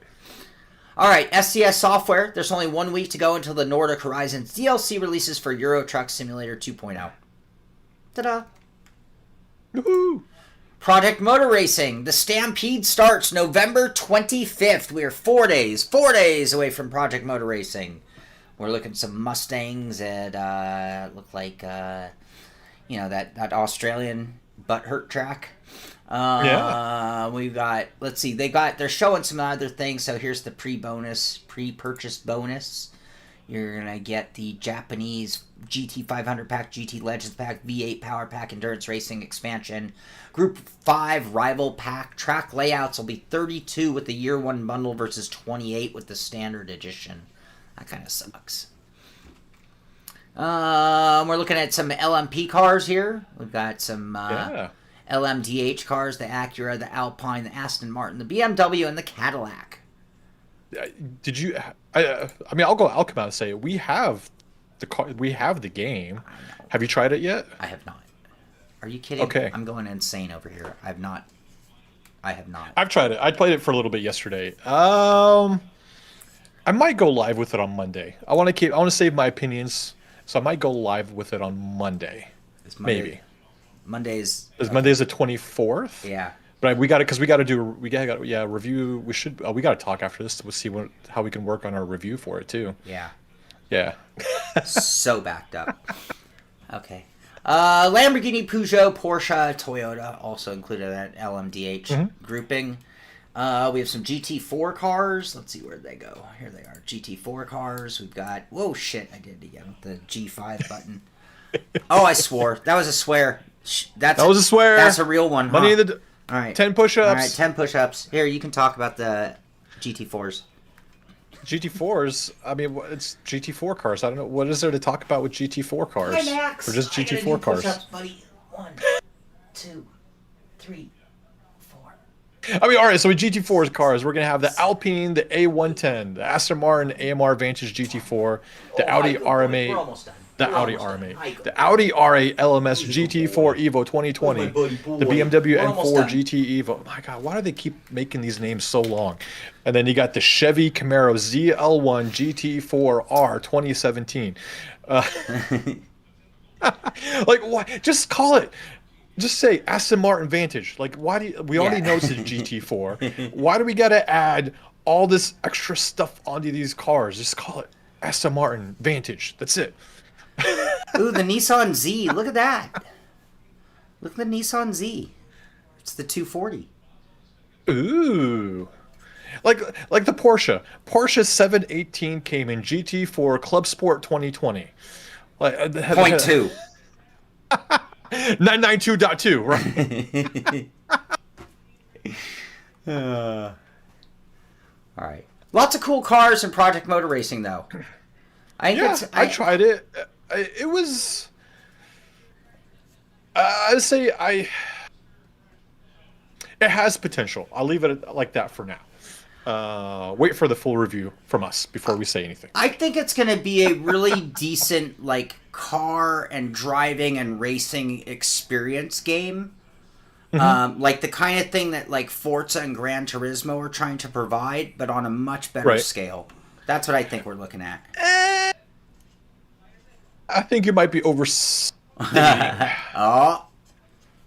Well, I'll wait till you try it, and then you and me can sit down and discuss, and then plan how we're gonna do our review video. Plan our attack. It's a war. All right. No, don't get me wrong, Tim. I going with the trend of Sims nowadays, there has nothing that's really impressed me. Like we had AC, we had LMU, we had AC Evo, we have this, we have Rennsport. Like every game nowadays is becoming a work in progress, which I hate. So now I'm kind of like, is there potential for this to be better? I'm like, and yes, there is. So, yeah. All in good time. All right, Sim Magic posting that they have officially launched their support for Assetto Corsa Rally plus NASCAR 25. With the Assetto Corsa Rally taking up so much energy in the PC part of the sim racing world, I feel like NASCAR 25 got swept under the rug because they were also having a lot of controller issues, as I know. Anyway, so SimPro, real quick to react, and they've now got that squared away. And was there something else on that? I think, they had some notes. So trying out AC Rally, you want to check this out. Get the full experience with this handy guide to get up to speed. Plus, we've got profiles for each of our major bases. Feel free to share your settings. I applaud Sim Magic. It's not just getting like the game acknowledging it, but like look at this, giving you, telling you, letting their fans know, hey, we've got multiple different settings for you to try out. Profiles that you can just download, so you don't even have to think about it. And that's what I want to see this from everybody in a much more out there way, just like Sim Magic's done, putting it on their Twitter page, letting their fan base know, hey, we have profiles for you. Because a lot of times you just don't even know unless you see the update on the software. And even then, you might just be like, oh, another update, and you hit go, not knowing that it loaded 10 presets into it, and you just didn't even know they were there. So, good job.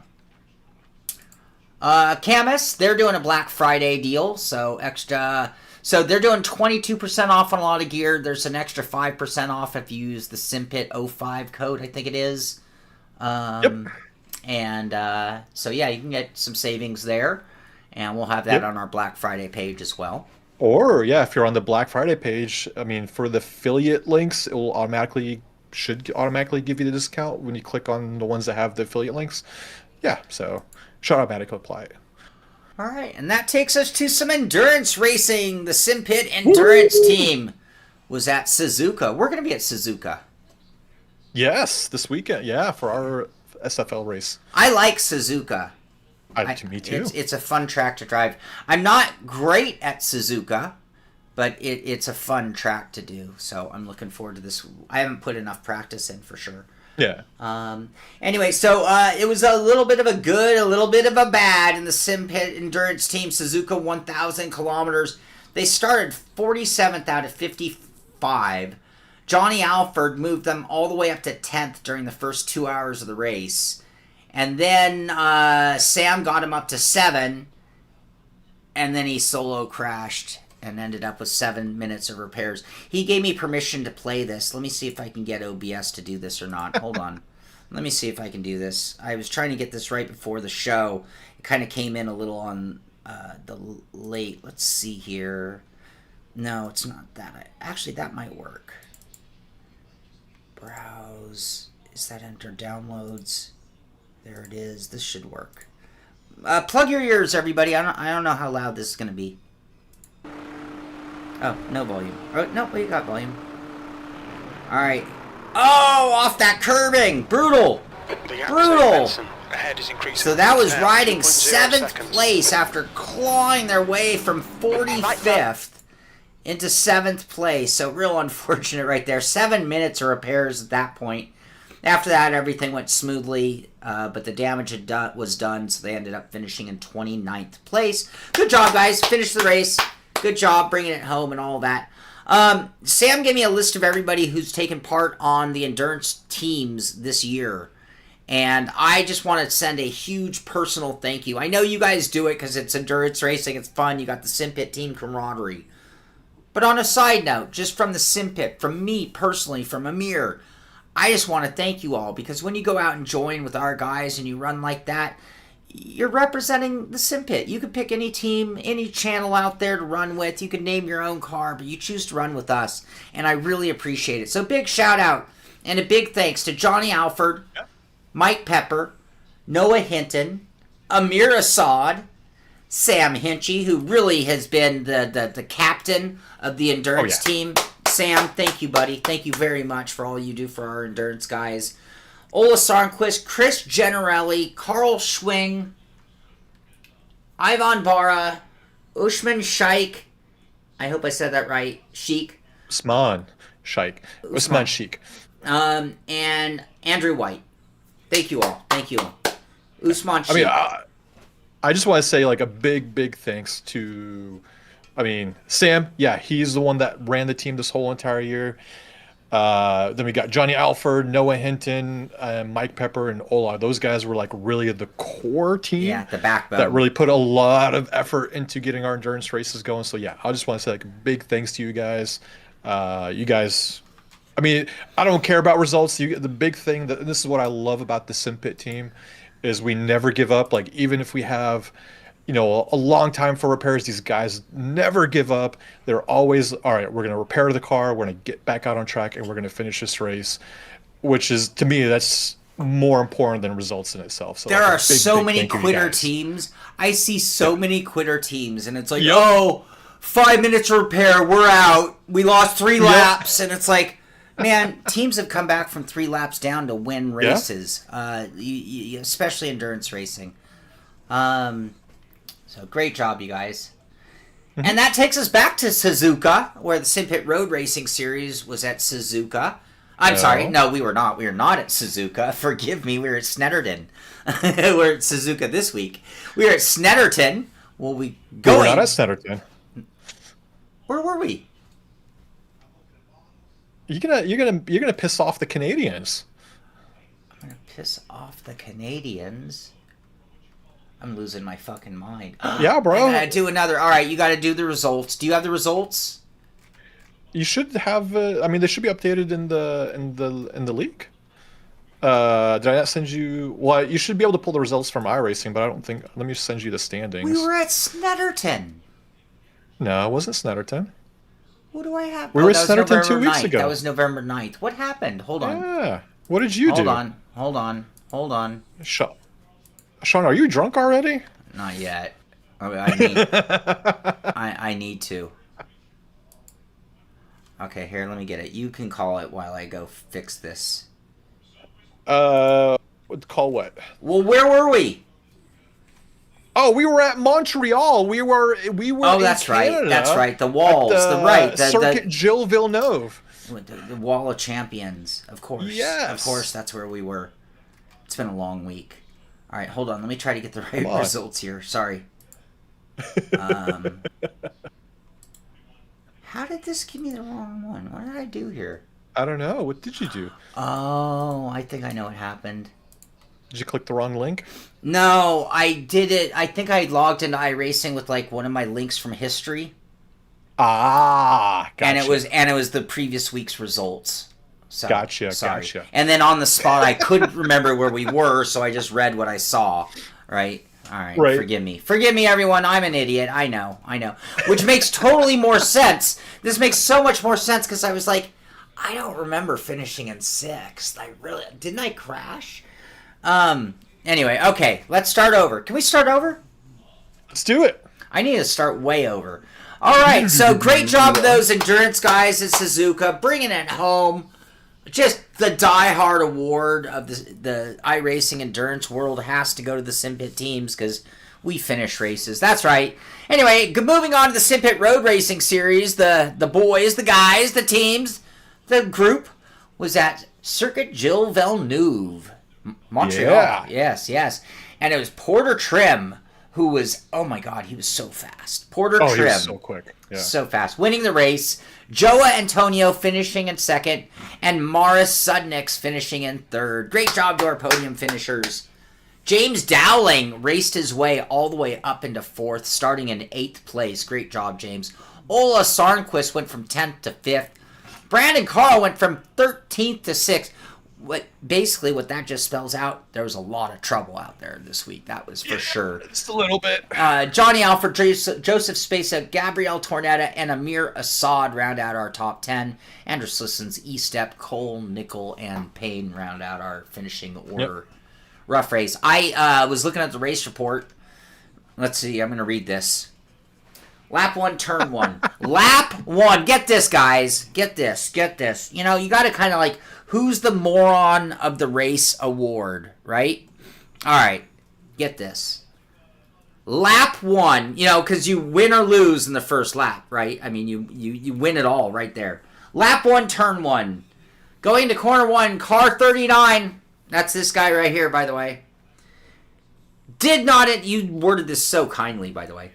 Did not anticipate how slow the car ahead was and locked his brakes, causing him to go wide and hitting car 11. Verdict, warning for car 39. Warning, don't be an idiot. So I rear-ended James as well, by the way, I think. So barely. You didn't. I mean, it was hard to tell. Right. Barely. It was more of you locking up your wheels, which made you go wide. Yeah, I just pushed. Go straight. Understeer. Yep. Yeah. Yep. Yeah, I made a mess of turn 1. Yeah, I don't know what I was thinking. I was just, you know what? I got like the greatest race start ever. And I was able to split 2 guys and push it, right? But there's nowhere to go at Montreal. So, anyway, all of a sudden I'm like, what are you doing? And then it was just a mess from there. So, anyway, congratulations. I'm not here to talk about me. I suck. Congratulations, support Trim, Joe Antonio, and Mara Sudnix. Hey, Max, don't go anywhere. I don't trust you. Oh, this is the last part anyway. All right, now we have our standings. Joe Antonio leading the way with 230 points. Amir Assad somehow moved into second place, 193 like points. Last week. Andrew Slissen's in third with 181. Johnny Alford and James Dowling. What? You make it seem like I'm a crappy driver. Like, oh, Amir just magically got up into second place. How did he do that? Andrew Slisson sits on the podium in third. Johnny Alford, James Dowling rounded out our top 5. Pudiclis, Cole, Carl, Nichols, Spacek, Hinchy are our top 10. Ola's actually tied for 10th with Sam. E-Step, Tornado, Payne, Van Morick, McNeil, Sudnix, Luisi, Trim, Ridgway, Generelli, Potter, and Morano are our standings. All right, Max, I'm coming right now. We're done. All right, everybody. Anything else from you, Amir? Before you go, yeah. Pull up the page again. You didn't pull up early in the show. Which page? Oh my gosh. Oh my gosh, Sean, you killing me, bro. What is it? Because there's a special day next Friday. Oh, our Black Friday day?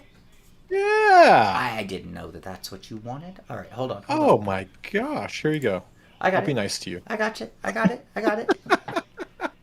Black Friday, here we go. Black Friday. Next week. A lot of these have actually started already. Yes. So yeah, I've only listed the ones that have already started. The ones that haven't started yet, I haven't listed them yet.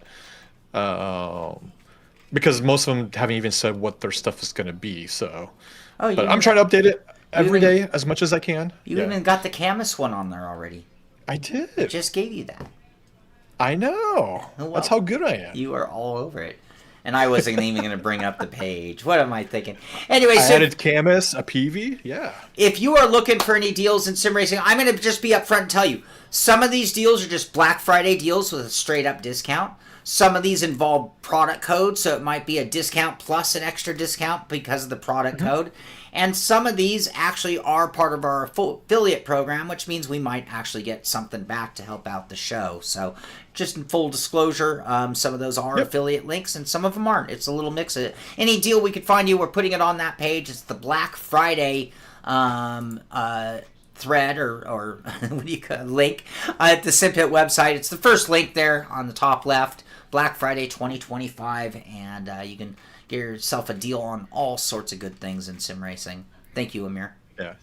Yeah, and everybody, like, if you see this page and you find a good deal, and like you're looking for great deals and you don't see it on this page, let me know. Put it in the Discord, share it. That way I can share with other people, because maybe you found a better deal than what I posted on the page too. Maybe, for if you're looking at getting a VNM, and VNM's having a Black Friday sale and I don't have it listed, let me know and I'll get it posted, because maybe there's someone else looking for that great deal and they just don't know where to go. So yeah, as many links, I'm trying to find as many links as I can that are providing really good deals. And I'm just posting. I don't care if they are our affiliate. I don't care if they're if they're not our affiliate. I'm just posting out there for you guys, for the ones that are looking for great deals for this Black Friday. Come here, buddy. You stay next to me Yeah. so you don't go in. All right. Awesome. Thank you, Ameer. Thanks for doing that Yeah. for everybody out there. All right. Well, everybody, thank you for hanging out. Thank you for being part of the Pit Stop and talking about what's going on in sim racing today. Big shout out and thanks again to our endurance racing teams and to Sam Hinchy for making that all happen. Big shout out and thanks to Ameer for those Black Friday hookups that we have on the website. And yeah, really good. You're going to see a little bit more content coming out over the next few days and next week. It was a slow week on the production side in terms of getting things finished. But there's so much going on that you're going to see a lot more content over the next few days to make up for last week. So it'll all balance out by the end of next week. I guarantee you that. We'll get some AC Rally in. We'll get a live unboxing for the patron group. So if you're a patron, be sure to get into the Discord and check the patron channel so you can find out when I'm going to go live with that. And it should be, it's something I'm pretty excited about. And it's not the boxes that Ameer has forbidden me to touch. We'll get to that next week, maybe. That's going to do it for this one. This is the Simpit. I'm Sean Cole. That's Ameer Assad. And we will see you on the track. Bye-bye, everyone. Have a great weekend. You too. Take care, guys.